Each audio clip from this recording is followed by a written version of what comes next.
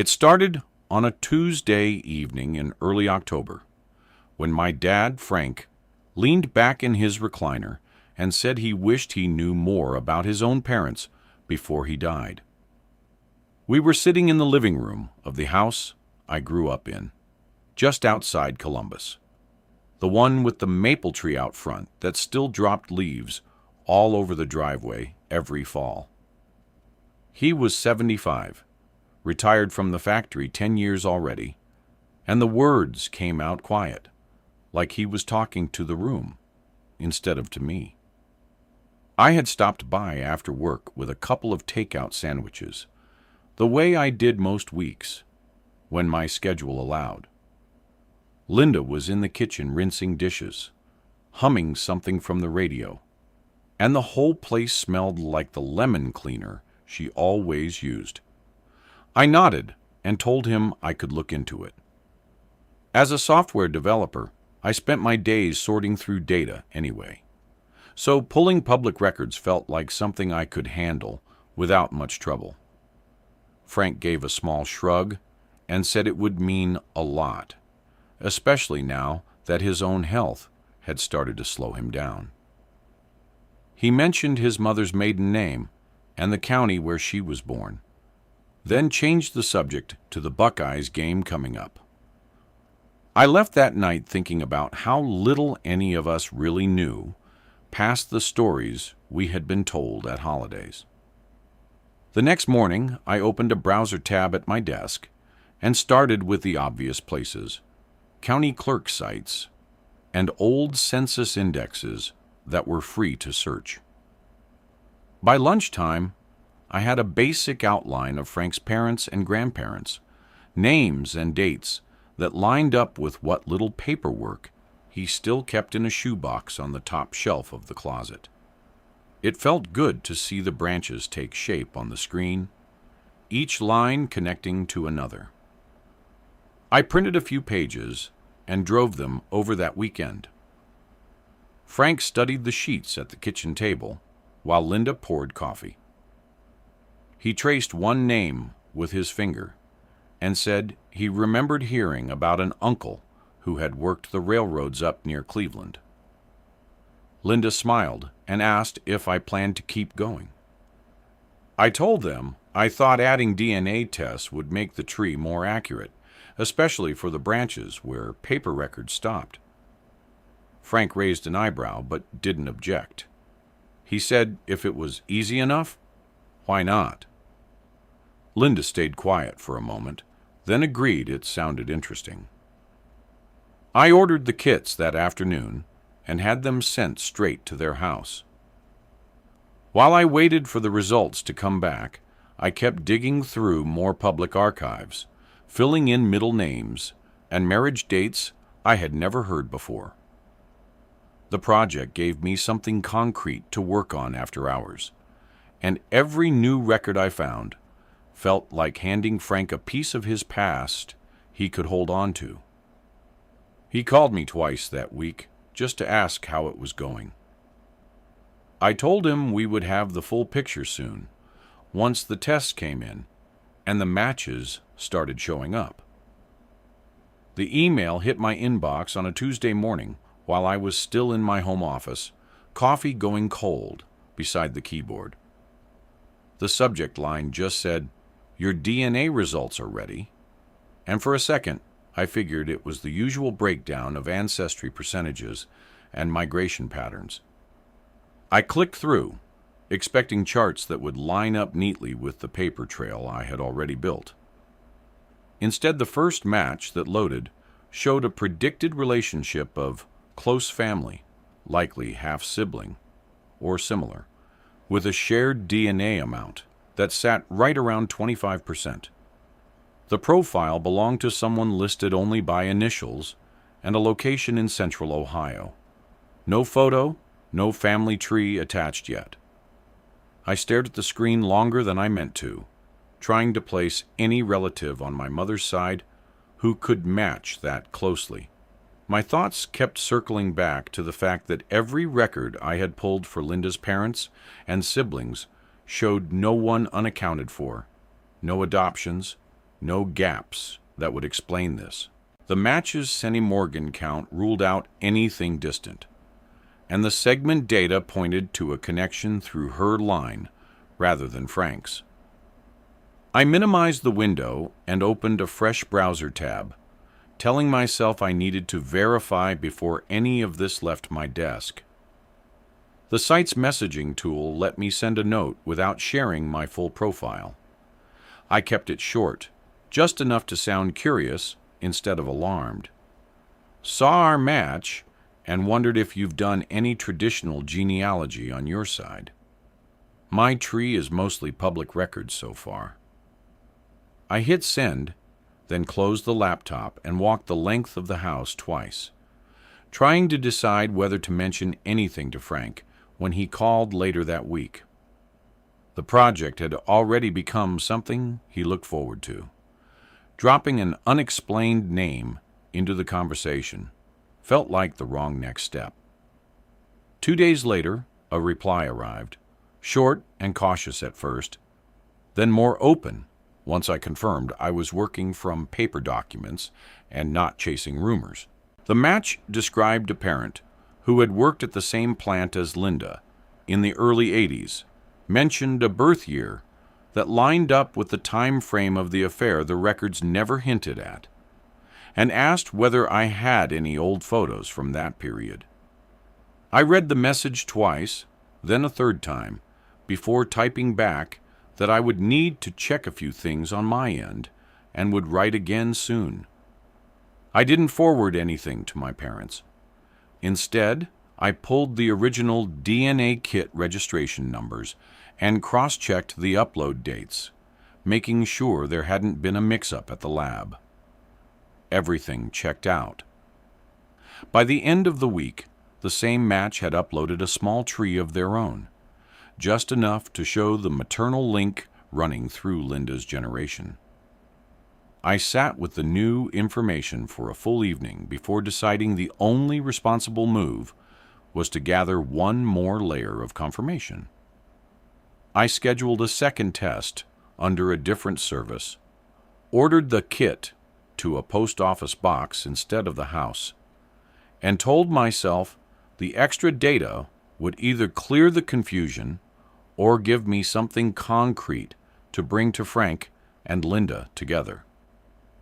The tree I had built for my father was no longer just names and dates. It had started pointing at a branch none of us had ever drawn. The second kit arrived at the post office box on a Tuesday morning, and the results came back 2 weeks later, while I was sitting at my desk between client calls. The match was the same man, but now the numbers were unmistakable. 3,400 centimorgans, a clear parent-child link on my mother's side. His name was listed in the database as Robert Hale, age 42, living in a suburb just north of Dayton. I stared at the screen until the lines blurred, then opened the private message window and typed the question I had been rehearsing for days. He answered within an hour. His adoptive parents had told him the truth when he turned 18. His birth mother had been a 29-year-old married woman who could not keep him. She had met his father, a man she worked with at the time, during a short company project in the spring of 1982. The affair lasted less than 2 months. When she found out she was pregnant, she arranged everything through a private agency and signed the papers 2 days after the delivery. Robert had never tried to locate her until the DNA test suggested the connection. I asked for the co-worker's name. He gave it without hesitation. Carl Mercer. I typed the name into the county clerk's online index and found the 1982 marriage license between my parents, dated March of that same year. The dates lined up exactly. My mother had been 3 months pregnant with another man's child on the day she married my father. Robert wrote again later that night. He had no interest in meeting Linda or disrupting anyone's life. He only wanted medical history and if possible, a photograph.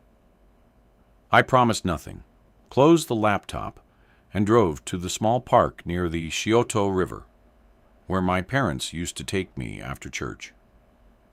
The leaves were already down, and the wind cut straight across the water. I sat on a bench until it was too dark to see the path, and tried to decide whether the tree I had built for my father could still be given as a gift, or whether it had already become evidence I could never hand over.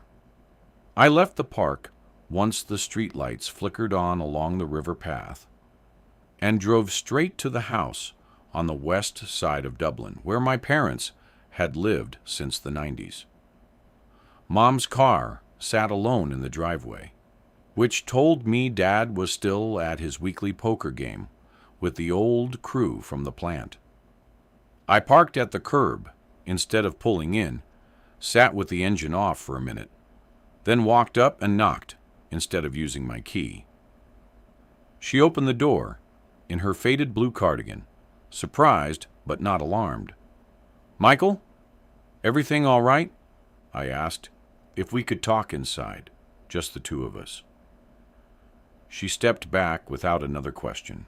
The living room smelled like the cinnamon candle she always lit on fall evenings. I didn't sit. I told her I had been running the family tree numbers, and one result had come back that didn't line up with anything I'd ever known about her side. Her hands went still on the back of the recliner. She asked what kind of result. I said a man in his early 40s, who shared enough DNA to be her son. She closed her eyes for a long second, then opened them and nodded once, like she had been waiting for this exact knock for decades. She sank into the chair and said the name of the man she had worked with at the insurance office in 1981, a claims adjuster who stayed late the same nights she did. It lasted 6 weeks. She found out she was pregnant the same month Dad got his foreman promotion. She never told the other man. She handled everything through an agency 2 counties over and signed the papers the day after delivery. She never looked at the records again.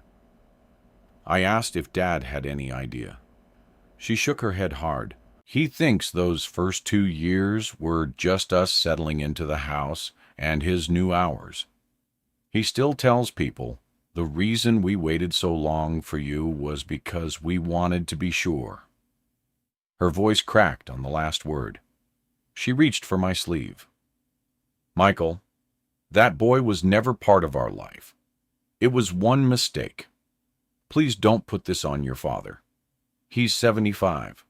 The heart doctor already has him on 2 blood thinners." I stayed standing. I told her the match had already reached out to me and wanted to know if there were any medical histories he should pass along. She pressed both palms flat against her knees. "Tell him whatever he needs for doctors. Just don't bring it here.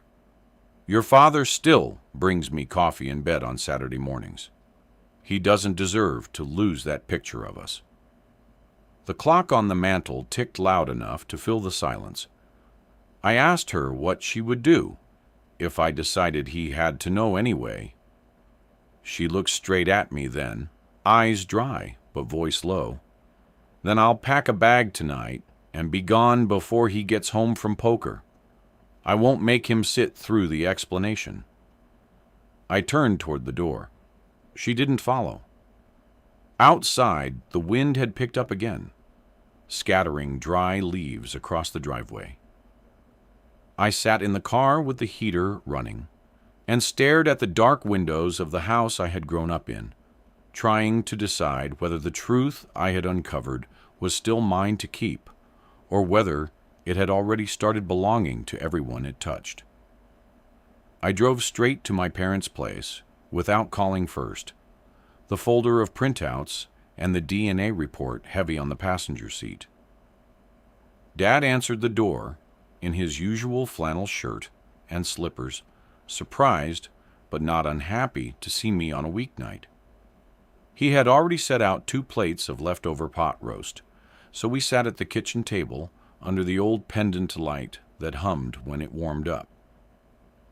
I waited until he finished his first bite before I slid the folder across the table. He opened it slowly, reading the birth records first, then the match summary from the testing company. His fork stopped moving. I explained the dates line up with the year he was working double shifts at the plant, and Mom was commuting to the insurance office downtown. The co-worker's name appeared on the original hospital forms. Dad's hands stayed flat on the tablecloth, but the veins on the backs of them stood out darker than usual. When he finally spoke, his voice was low and steady, the same tone he used when a machine at the factory jammed, and he had to decide whether to shut the whole line down. He asked if I had shown any of this to my mother. I told him I had. He nodded once, then pushed his plate aside and reached for the landline on the wall. He dialed her cell without looking at the number. She picked up on the second ring. He didn't greet her. He simply said her name and asked her to come over right then, because there were papers on the table that needed her name on them. She must have asked why, because he repeated the request, slower this time, and added that their son was already sitting there waiting. After he hung up, he looked at me and said he wanted every page laid out in the same order, so there would be no confusion when she walked in. The clock above the stove ticked louder than I remembered. Outside, the same wind that had scattered leaves earlier now rattled the storm windows, but neither of us got up to check the latch. The front door opened without a knock, and my mother stepped inside carrying the same canvas tote she used for groceries. She stopped short when she saw the papers spread across the kitchen table, the DNA results on top. Frank didn't stand. He simply pointed to the chair across from him and said her name once, flat. She sat down slowly, her coat still buttoned. He slid the first page toward her, the one showing the 1982 birth record and the match that linked straight back to her. Linda read it without touching the paper, then looked at me as if I might still be on her side. I stayed where I was, hands flat on my knees. Frank asked her to explain the name on the record. She tried the same line she had given me days earlier, that it was one mistake, that it had nothing to do with their life now. He cut her off before she finished the sentence. He wanted the co-worker's name. She gave it, then added that the man had left the plant the same year and never knew. Frank wrote the name on the corner of the page anyway. The conversation lasted less than 10 minutes. Frank never raised his voice. He simply told her the house would be hers to keep until the papers were signed, and that he would not be back for anything he hadn't already packed. Linda started to reach across the table. He pulled his hand back before she could touch it. She stayed seated while he stood, walked to the hallway closet, and took down the single duffel he had left by the door earlier. He didn't look at her again. The next morning I drove over after work to find the driveway empty, except for Linda's sedan. Frank had already rented a 1-bedroom unit 2 miles away, the kind with ground-floor laundry and no stairs. He met me at the new place carrying a folder from the courthouse. Inside were the initial divorce filings, checked and signed that same morning, citing irreconcilable differences rooted in long-term deception. He had listed the filing date as the day before, the same date he had walked out. He asked if I wanted to keep any of the family photos that had hung in the hallway. I said no. He nodded, then added that he would not be taking calls from Linda and that any messages should come through me or the attorney. Before I left, he shook my hand, the first time he had done that in years, and said the truth had cost him 42 years. But at least it had not cost him his son. The apartment door closed behind me with a soft click of the new deadbolt, and the hallway smelled like fresh paint and someone else's cooking. I pulled into my driveway just after 9, the porch light still off the way I had left it that morning.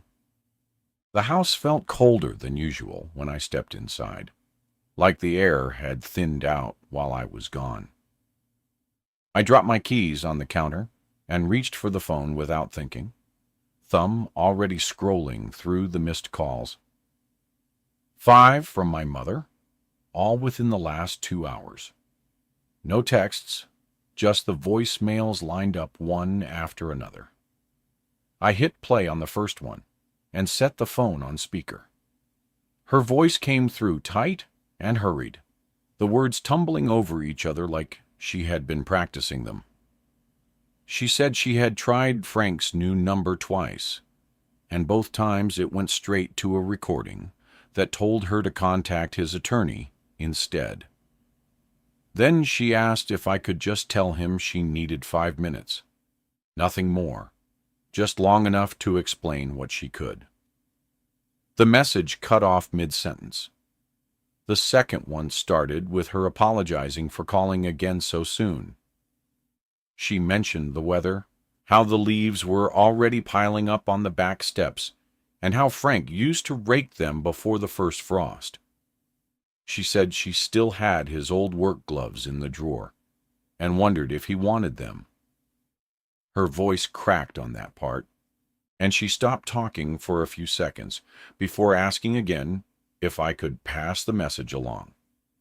By the third voicemail, she had stopped pretending it was about gloves or the weather. She said she had not slept since the papers arrived, and that every time the phone rang she hoped it might be him. She asked me to remind him that 42 years was not something a person just walked away from without at least hearing the other side. The line went quiet again, and I could hear her breathing before she hung up. I stood there in the kitchen listening to the rest, each one shorter than the last, each one circling back to the same request. She wanted me to be the one to make him pick up. After the final message ended, I set the phone down and stared at the dark screen, the only light coming from the microwave clock. For the first time, I understood that every future conversation between them would have to pass through this same device in my hand. I could delete the messages, or I could forward the parts that mattered, or I could say nothing at all and let the silence stretch until one of them stopped trying. A new notification popped up while I was still holding the phone. It was from the attorney's office, a short email confirming that Frank had requested all future correspondence be routed through their firm. No mention of my mother, just the standard language about legal separation.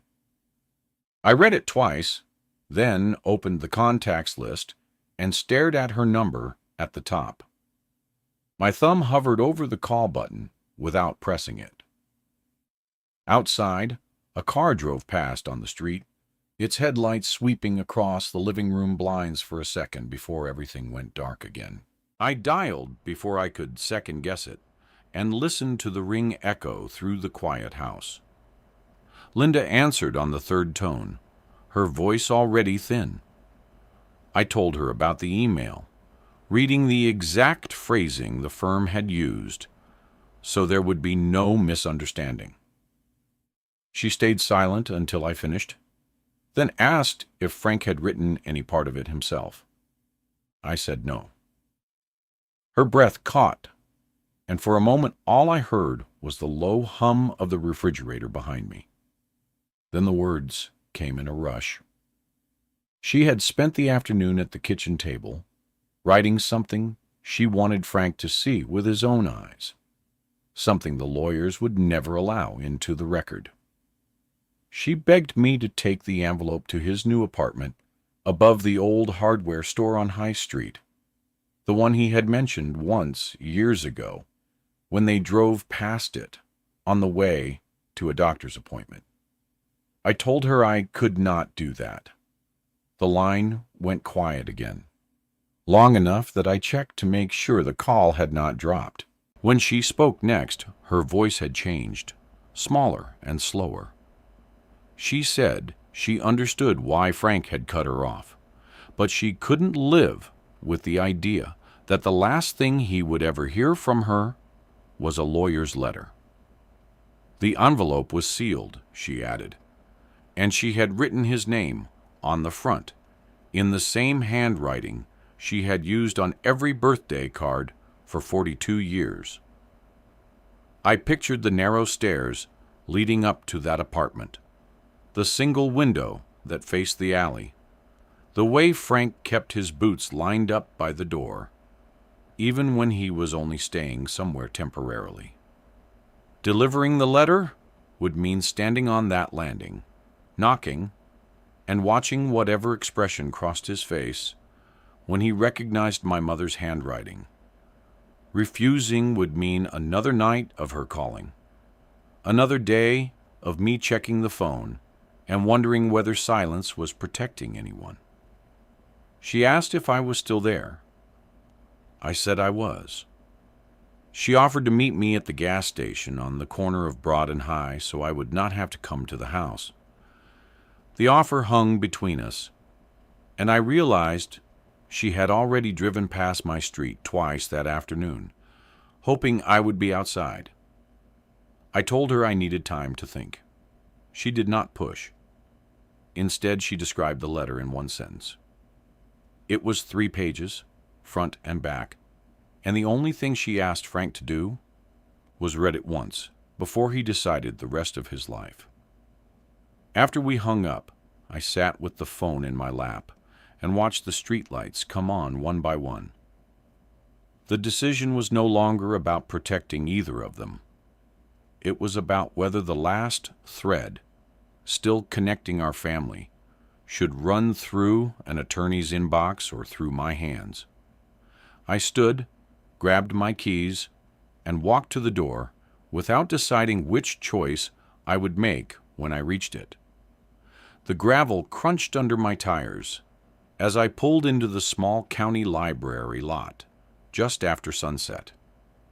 Inside, Frank already waited at the long oak table near the back window, his reading glasses low on his nose and a stack of printed pages spread out in front of him. 6 weeks had thinned the last of the summer heat, and the maples outside threw long shadows across the parking lines. He looked up when I set my laptop down and gave a single nod, the kind that used to mean dinner was ready when I was a boy. We worked in near silence for the first hour, trimming branches that no longer fit. Frank pointed to a line on the screen where his great-grandfather's name sat beside a factory payroll record from 1919. "That one stays," he said. "Everything after 1982 on her side comes off." His finger hovered, then tapped delete. The software asked for confirmation, and he clicked it without hesitation.